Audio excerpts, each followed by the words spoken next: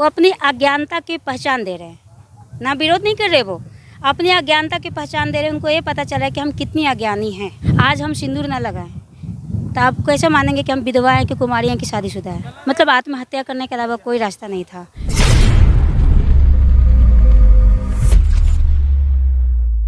जय श्री राम, जय बागेश्वर धाम। मेरा नाम मंजूषा है। मैं प्रॉपर पटना बिहार से हूँ, लेकिन अभी फ़िलहाल धाम पे ही रहते या तो कथा में रहते हैं। क्यों जुड़ना हुआ आपको, क्यों लगा आपको आप बागेश्वर धाम आपको जाना चाहिए, इस प्रकार से सेवा देनी चाहिए? जी, हमें तो लगभग 1.5 साल जुड़े हुए हैं। हम तो बहुत प्रॉब्लम में थे, हर प्रॉब्लम बताया नहीं जा सकता है, लेकिन ऐसी कंडीशन थी कि मरता क्या नहीं करता, मतलब आत्महत्या करने के अलावा कोई रास्ता नहीं था। लेकिन हमने जब यूट्यूब पे देखे गुरुजी का, पहले तो विश्वास नहीं हुआ, फिर धीरे धीरे विश्वास किए। हम धाम पे गए। पहली बार हम गए थे ना, तो हम ब्याज पे कर्जा लेके गए थे धाम पे। सच बता रहे, हम झूठ नहीं बता रहे। धाम पे गए थे, कर्जा लेके गए थे। लेकिन बालाजी की ऐसी कृपा हुई कि धीरे धीरे पता नहीं कि कहाँ से कहाँ उन्होंने उंगली पकड़े और कहाँ से कहाँ पहुँचा दिया, हमें खुद ही नहीं पता चल रहा है। क्या देखा था पहली बार आपने यूट्यूब पे बागेश्वर गुरुजी के बारे में? उन्होंने हमें ये बोले थे कि यहाँ पे कोई भी प्रॉब्लम हो, जिसे आते लेके, तो उनकी सोल्यूशन हो जाती है। उनकी अगर कोई भी बंदा यहाँ पे रोता हुआ आता है तो हंसता हुआ जाता है। और ये भी बताए थे वहाँ पे आते हैं तो रहने का खाने का कोई पैसा नहीं लगता, बाकी गुरुजी से मिलने का पैसा लगता है, वहाँ पे कोई मिलने का पैसा नहीं लगता है। कुछ भी सारा कुछ मतलब फ्री ऑफ कॉस्ट था। तो कितने दिन पहले गई थी यार, और कितना कर्जा किया था आपने जब पहली बार आप धाम पे गई? हम गए थे भैया 30 अप्रैल को गए थे, 2022 को। 30 अप्रैल 2022 में गए थे। हम घर से 4,000 रुपये लेके आए थे, 4,000। लगभग 1 साल होने को आया है, तो जब से आप बागेश्वर धाम से हो के गया, कब का हो गया? अप्रैल में तो 1 साल हो गया भैया। कुछ आराम मिल रहा है आपको? जैसे कि लोग कहते हैं कि हाँ, वहाँ जाके लोग जुड़ जाते हैं, जो चमत्कार होते हैं, परेशानी दूर हो जाती है। बिल्कुल आराम मिला है। अभी आज हमारे साथ ऐसा हुआ कि जो हमसे बात नहीं करना चाहते थे, जो हमारा शक्ल नहीं देखना चाहते थे, आज हमें घर पे बुलाते भी, हमें रखते भी और बोलते भी है, बहुत अच्छे से प्यार से बात करते थे। तो कुछ बताना चाहेंगे क्या क्या हुआ था? भैया जैसे हमारा तो जैसे पर्सनल प्रोफेशनल दोनों में प्रॉब्लम आ रही थी। जैसे काम कोई कर रहे थे तो शुरू में चलता, फिर बंद हो जाता। इसी कारण हमारे रिश्तेदार भी हमसे बिल्कुल नाता तोड़ लिए थे कि कभी कोई हम काम करते, कोई काम करते, कभी कुछ करते। तो इसलिए हमारे धीरे धीरे जो है सबसे रिश्ते टूट गए थे। जैसे धीरे धीरे हमारे भी ना एक अलग सी लगाव हो गया था, बिल्कुल लगाव ख़त्म हो गया था धीरे धीरे। पहले हम देखते थे बागेश्वर गुरुजी की कथा में कि ये जो चंदन टीका लगाने वाले थे, पैसे के लिए बहुत ज़्यादा लोग जुड़ रहे थे। तो आपका मेन मोटिव क्या है ये चंदन टीका लगाने का? चंदन तो एक बहाना है सनातन धर्म को जगाना। जैसे हमारे गुरुजी कहते हैं कि दरबार कथा तो बहाना है, सनातन धर्म को जगाना है। हम पैसे के लिए नहीं करते, हम सेवा देते हैं। जो खुशी से दे दिए ले लेते, मांगते नहीं किन्हीं से।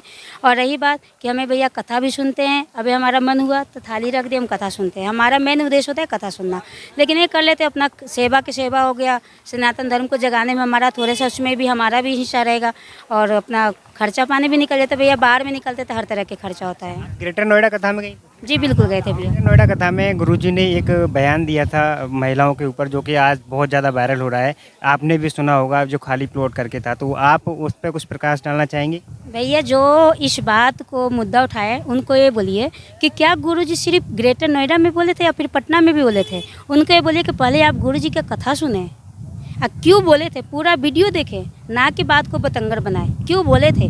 आज हम सिंदूर ना लगाएं तो आप कैसे मानेंगे कि हम विधवा हैं कि कुमारी हैं कि शादीशुदा है? कैसे मानेंगे आप बताइए? मानेंगे बात? नहीं ना। जो इस बात को मुद्दा बनाए उनको बोलिए कि पहले आए, पहले कथा सुने, उनको थोड़ी सी ज्ञान आएगी। उनको ज्ञान की ज़रूरत है, उनको बवाल करने की ज़रूरत नहीं है। अब बात को बतंगर तो भैया कहते हैं ना कि जब हाथी बाजार चलता है तो कुत्ता भूखता है। कुत्ता तो हाथी की बराबरी कर नहीं सकता, भूखेगा ही ना, उसकी बराबरी तो नहीं कर सकता है। उनको बोलिए कि आके कथा सुने, उनको कथा की ज़रूरत है, उनको बहसबाजी की ज़रूरत नहीं है।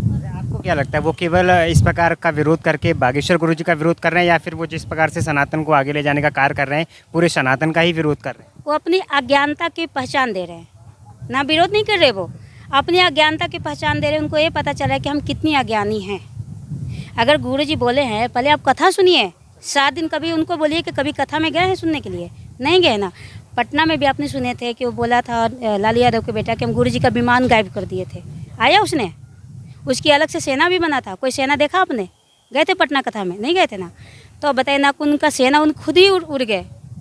तो उनको ज्ञान की जरूरत है भैया। यानी आप एक महिला हैं, आपके अकॉर्डिंग जो भी बागेश्वर गुरुजी ने उदाहरण के तौर पे जो बोला था वो एकदम से सही था, उसमें कुछ भी गलत नहीं था? वो क्यों बोले? आज हमने आपको चंदन लगाए, अगर कोई जैसे गले में हम तुलसी का माला नहीं हो, कलावा नहीं हो, माथे पे चंदन नहीं, तो हम कैसे माने आप हिंदू हो, कैसे माने हिंदू हो। इसलिए बोले कि अगर आपको हिंदू राष्ट्र बनाना है तो माथे पे चंदन लगाना है। इसलिए उन्होंने उदाहरण दिए कि अगर कोई भी औरत शादीशुदा है, अगर सिंदूर नहीं लगाती है, गले में मंगलसूत्र नहीं पहनती है, तो इसका क्या मायने रखे हम, क्या मायने रखे। अब इसको कोई खाली प्लाट बता दे चाहे कुछ भी बोल दे, उनको बोले ज्ञान की जरूरत है। वो एक समझाने का तरीका मात्र था और कुछ नहीं। और कुछ तरीका नहीं है समझाने का उनको, उनको बोलिए कि प्लीज़ हम रिक्वेस्ट करें एक बार आए, कहीं भी गुरु जी का कथा हो, एक बार कथा सुने, उनका क्या होता है, उनके भाव क्या है, उनका विचार क्या, उनका सोच क्या है। और तो यूट्यूब पे देखे 2 बात वीडियो आप जैसे लोग होते हैं यूट्यूब के चक्कर में से व्यूज़ के चक्कर में डाल देते हैं और उसी बात को बतंगर बना देते हैं। तो इनकी हर कथा में जाती हैं। अब कुछ आपको परिवर्तन नजर आ रहा है जब से उन्होंने माथे पे तिलक लगाने की बात कही है, चंदन लगाने की बात कही है, कुछ परिवर्तन नजर आ रहा है? बिल्कुल परिवर्तन नजर आ रहा है भैया, बिल्कुल बहुत परिवर्तन। पहले आपने कहीं सुना होता कि जयकारा राम नाम का लगता है, जयकारा नहीं लगते थे ना, आज लगते हैं। आपने कभी देखा हो कि 5-5, 10-10 लाख कहीं भी इकट्ठे होते हैं। यहाँ तक कि नेता भी नेता आते हैं ना, पैसे दे के बुलाते तो नहीं आते हैं। यहाँ पे किन्हीं को 1 रुपया नहीं दिया, इतना भीड़ क्यों आएगा भैया। अरे क्या आपको उम्मीद थी कि आज पहले ही दिन यहाँ पे इतनी भीड़ आ जाएगी, इतने लोग आ जाएंगे? बिल्कुल उम्मीद थी, बिल्कुल उम्मीद थी। हमें भरोसा है बालाजी पे, गुरु जी पे भरोसा है भैया। क्यों इतना लोग पागल हुए जा रहे हैं बागेश्वर गुरु जी के पीछे, ऐसा क्या देख रहे हो? भैया देख नहीं रहे, देखिए सच्चाई का साथ दे रहे, कोई पागल नहीं हो रहा भैया, सच्चाई का साथ दे रहे। उनको पता है कि हमें आज़ादी चाहिए, आज हम आज़ाद नहीं है। आप बताइए, गाय को रोड पे सरेआम काटा जाता है, कोई बोलता है, कोई बोलता है? आप हिंदू हो, आपकी बहन बेटी को कोई मुस्लिम ले जाके घर में मार के काट देगा, आपको कोई बोलेगा? क्या बोलेगा? जाने दो उसकी कटे, हमारा क्या है। आप नहीं काट सकते, लेकिन आप इसलिए हिंदू राष्ट्र जब बनेगा ना भैया, तो हम सुरक्षित रहेंगे, हमारा देश सुरक्षित रहेगा, इसलिए मैं चाहिए। बोले बागेश्वर धाम की जय, जय श्री राम, जय श्री महाकाल, जय श्री